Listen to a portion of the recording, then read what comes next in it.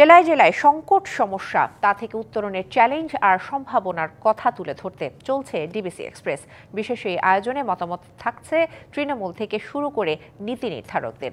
আজ সারাদিন DBC express আছে উত্তরের জনপদ নীলফামারীতে। সিএসআরএম ডিবিসি এক্সপ্রেস আজ নীলফামারীতে, এবং নীলফামারীতে সারাদিন, অর্থাৎ এই এলাকার যত ভোগান্তি রয়েছে, সম্ভাবনা রয়েছে এবং চ্যালেঞ্জ রয়েছে সেসব নিয়ে কথা বলার চেষ্টা করছে। আমি এই মুহূর্তে দাঁড়িয়ে আছি নীলফামারী বাইপাস যে সড়কটিতে, সেই সড়কটিতে, এবং আমি যদি বলি যে নীলফামারীর আসলে দুঃখটা কোথায়, বলবো যে এই বাইপাস সড়ক, মানে সড়কটি এখন নর্মালি যেভাবে দেখা যাচ্ছে আসলেই ব্যাপারটা এমন না। সন্ধ্যা নাগাদ এই বাইপাস দিয়ে বড় বড় ট্রাক, অনেক যানবাহন আসে, যানজট লেগে যায়, দুর্ঘটনা এখানকার প্রায় প্রতিদিনের বিষয়। এখানে যারা আসলে ভোগান্তিতে পড়েন আমি তাদের কথাই জানতে চাই এবং জানাতে চাই।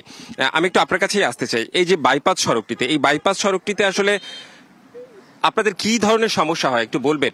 ঝামেলাটা কোথায় এখানে? জি ভাই, আসসালামু আলাইকুম ভাই। আমাদের এই বাইপাসে যে ভোগান্তিটা আমরা সন্ধ্যার পর থেকে শুরু হয়, সন্ধ্যার পর থেকে রাত 12টা পর্যন্ত আপনার শত শত ট্রাক এখানে বাইপাসে আপনার জাম লাগে। জাম লাগার পরে আপনার মানুষের যে অসুবিধা, রোড পারাপারের অসুবিধা, যাওয়া আসার অসুবিধা। আমাদের নীলফামারী শহর থেকে আমরা যে বাড়ি আসবো, এই বাড়ি আসার কোনো ক্যাপাসিটি থাকে না।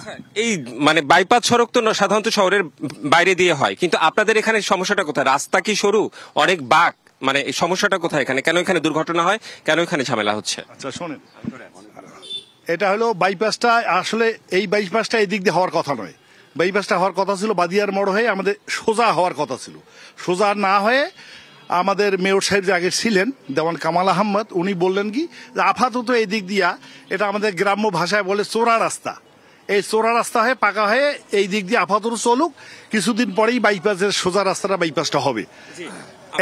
আপনার কাছ থেকে আমি শুনলাম, আমি একটু আরো দু একজনের কাছ থেকে জানতে চাই যে এই যে আপনি তো এখানেই থাকেন এই এলাকার, মানে আমি দেখলাম যে এই বাইপাস সড়ক নিয়ে অনেকের অনেক অভিযোগ, এই মানে ভোগান্তিগুলো আপনার কাছে জানতে চাই। ভোগান্তিগুলো আছে, রাস্তা মানে জ্যাম লাগে সন্ধ্যার পর, সন্ধ্যা থেকে রাত 12টা পর্যন্ত জ্যাম লাগে, গাড়ি ঘোড়া চলাচল মুশকিল, মানুষ এমনি হাঁটা পথেও চলার সমস্যা হয়ে যায়। আচ্ছা, হাঁটা পথেও চলার সমস্যা হয়ে যায়। আচ্ছা, এখানে কি কোনো দুর্ঘটনা ঘটে? হ্যাঁ, প্রায় প্রতিদিনের দুর্ঘটনা ঘটে, একটা না একটা দুর্ঘটনা ঘটতে থাকে প্রতিদিনে, আর খুব সমস্যা হয়ে যায়। বাচ্চা কাচ্চা খুব মানে আমাদের বয়স্ক লোকগুলাও মানে রাস্তা পারাপার খুব সমস্যা হয়ে যায়, সেটা আসরের পর থেকে রাত 12টা 1টা পর্যন্ত।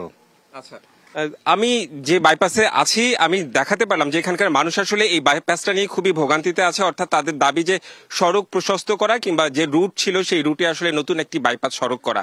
এভাবেই যদি এটা সমাধান হয় তাহলেই হয়তো সম্ভব, নতুবা রাত বিকেল থেকে শুরু করে মধ্যরাত পর্যন্ত এই সড়কে চলাচল আসলে খুবই কঠিন হয়ে পড়ে। এখানকার যারা আছে তারা আসলে এভাবেই বলছে, এবং নীলফামারীতে অন্যতম কিন্তু এটা একটা বড় ধরনের সমস্যা। তো আমরা পরবর্তী যে ডিবিসি এক্সপ্রেস, সেটি হচ্ছে আমরা বিমানবন্দর নিয়ে কথা বলতে চাই। বিমানবন্দর নিয়ে দাবি আছে এই এলাকার, অর্থাৎ নীলফামারীবাসীর। সেই সংশ্লিষ্ট তাদের মতামত, সংশ্লিষ্ট মতামত আপনাদের সামনে তুলে ধরবো। এখন এ পর্যন্তই। ডিবিসি এক্সপ্রেসের সাথেই থাকুন।